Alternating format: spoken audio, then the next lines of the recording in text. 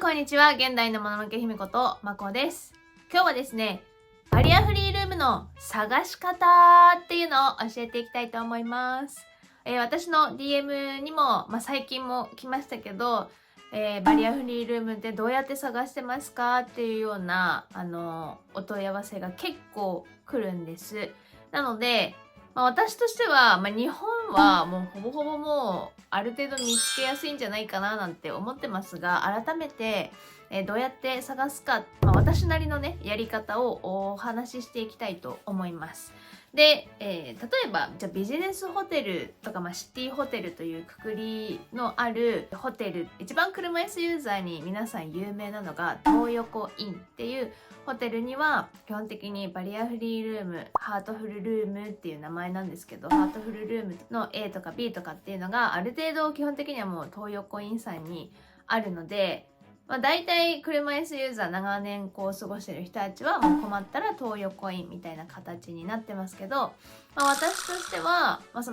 東横インを選ぶのは一番最後の方なんです。で、私が好きなのは、スーパーホテル。黄色い看板に青字のスーパーホテルっていうのは昔のタイプのスーパーホテルで、今は全体的に白とか、グレーの感じで、英語でねローマ字でスーパーホテルって書いてある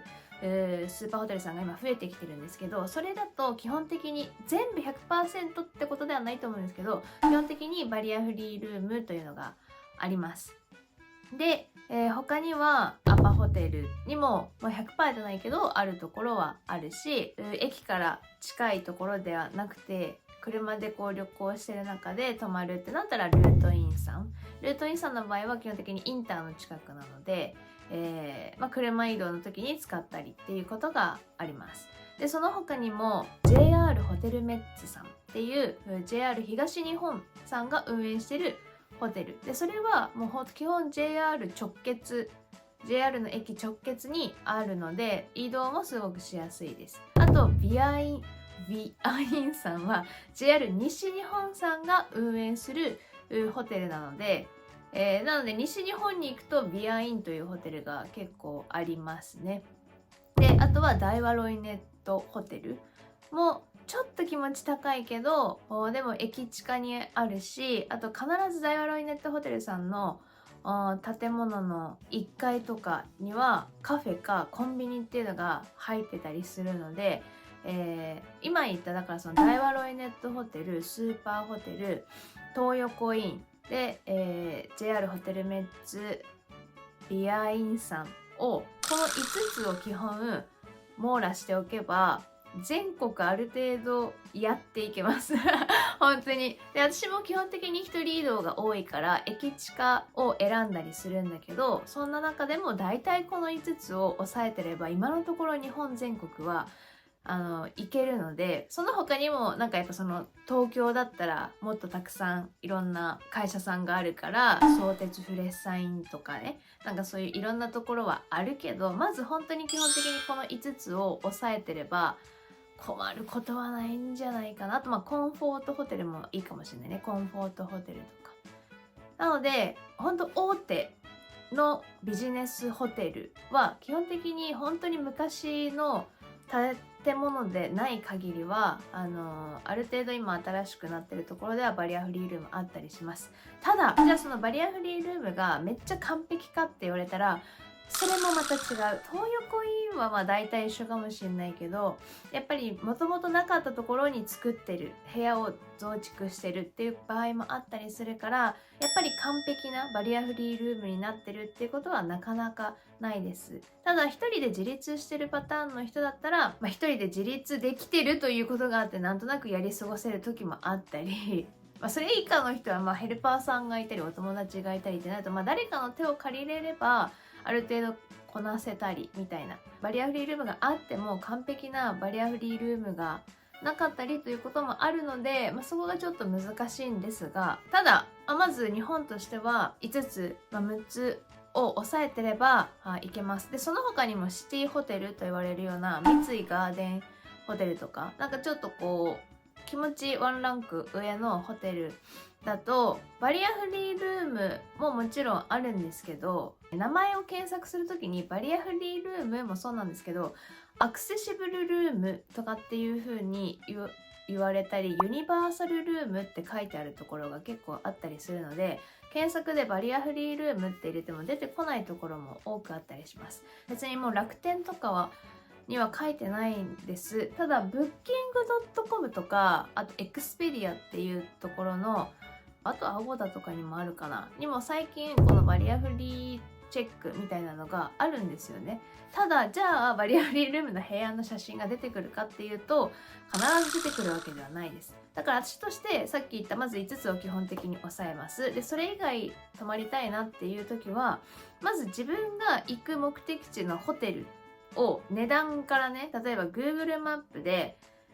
Google マップ表示します。で、例えばそこの駅の中心部からホテルっていう風に検索すると、ホテルがバーって Google マップにいっぱい出てくるんです。で、まず近いところと値段でクリックして、何々ホテルって出てくるじゃないですか。そしたら、何々ホテルのホームページに、公式のホームページに飛びます。で、客室っていうところを押すと、そのこのホテルにある客室の一覧がバーって出てくるんです。で、大体基本的にはそこにバリアフリールーム、ユニバーサルルーム、アクセシブルルームっていうのが書いてあります。で、予約は基本的には電話で行ってください。客室に載ってない写真とかその表示項目がない。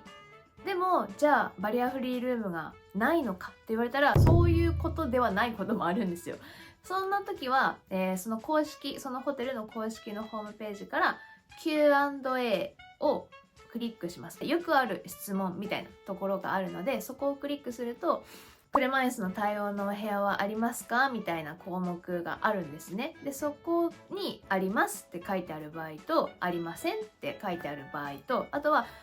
そもそもその車椅子対応の客室ありますかという質問項目がない場合もあります。結局それってホテル側が想定している質問なんですけど、その質問がない場合はもうそこのホテルには車椅子対応のお部屋はないということになるんですね。なるのかどうかは一旦置いといて、私はそうなると思ってそのホテルを消してます。なのでもう一回言いますけど、私のホテルの探し方としては、楽天とかいろんなそういった予約サイトを一番初めに探すのではなくて、例えばじゃあ長野県長野市に泊まりに行きたいです。で、じゃあ長野駅の近くにホテルを構えたいってなったら、 Google マップを開いて長野駅のところにポイントを置きます。で、そこからホテルって検索すると、ホテルがバーっていっぱい何円何円何円何円って出てくるので、一番、距離的に近いところとか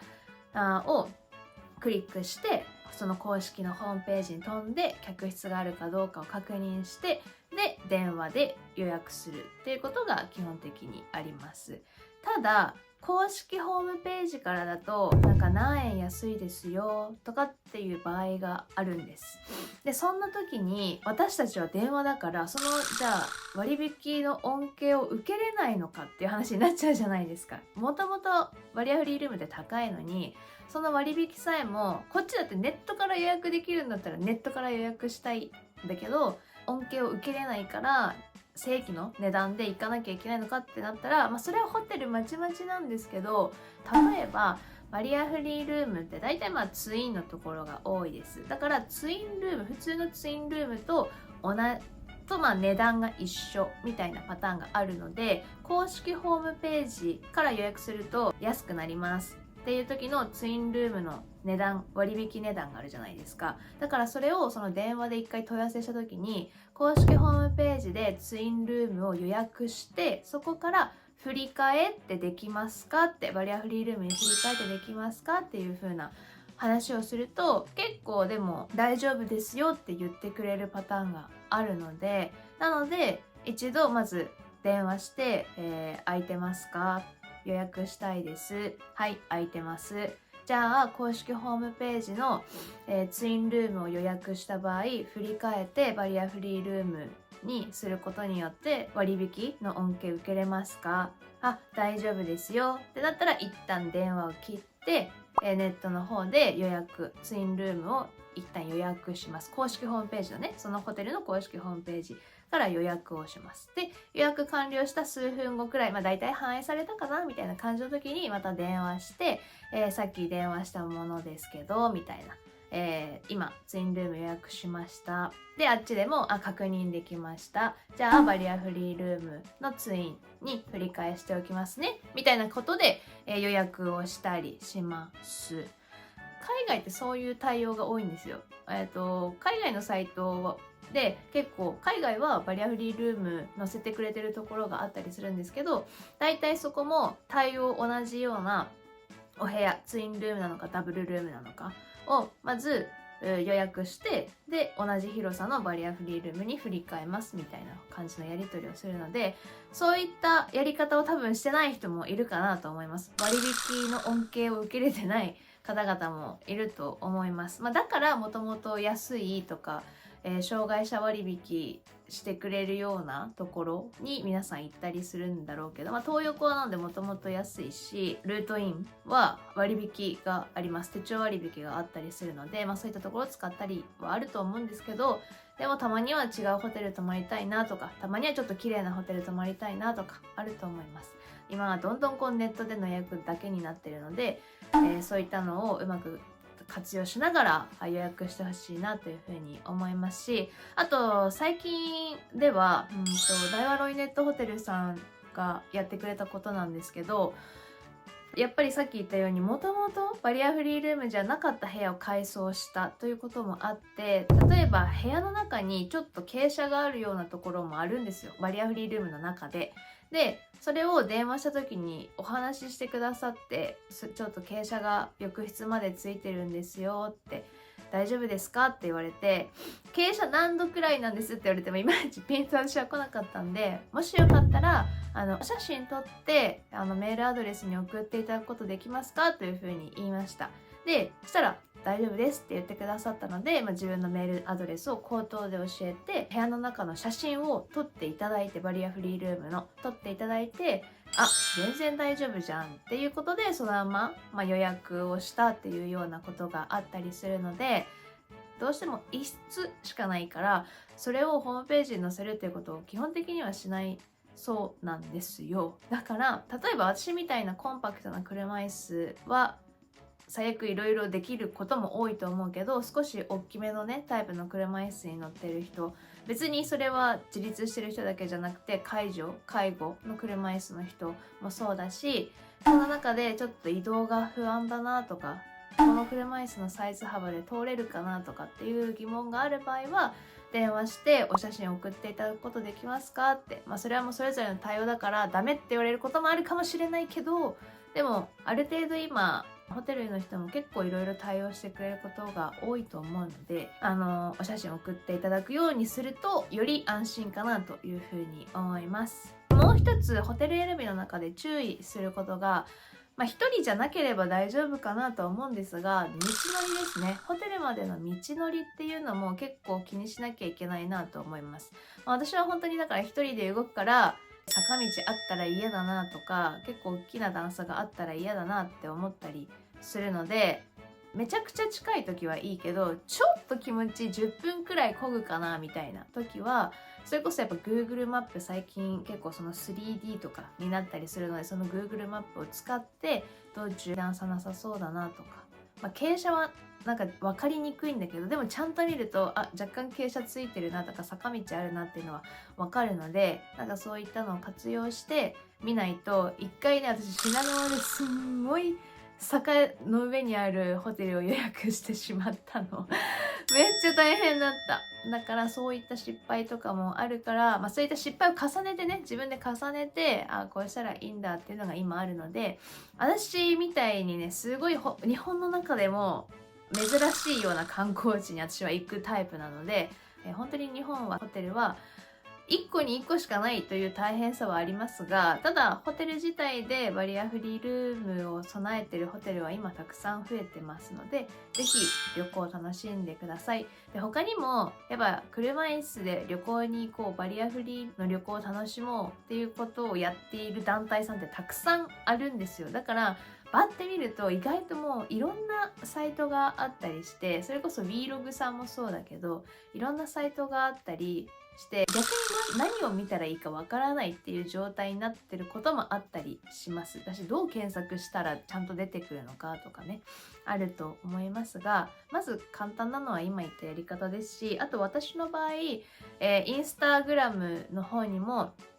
今まで自分が行ったホテルをまとめてます。ストーリーのところにまとめてるし、X の方でも行った時で、そのホテルを上げるようにしてます。そういった皆さんのためにバリアフリールームの情報をこれからも、いっぱいいろんなとこ行くのでお届けできたらなというふうに思うので、ぜひフォローお願いいたします。で、他にも旅館がね結構大変だったりするんですけど、旅館の探し方も大体一緒です。公式ホームページで見るということが一緒です。で、今、私の地元鶴岡市の方で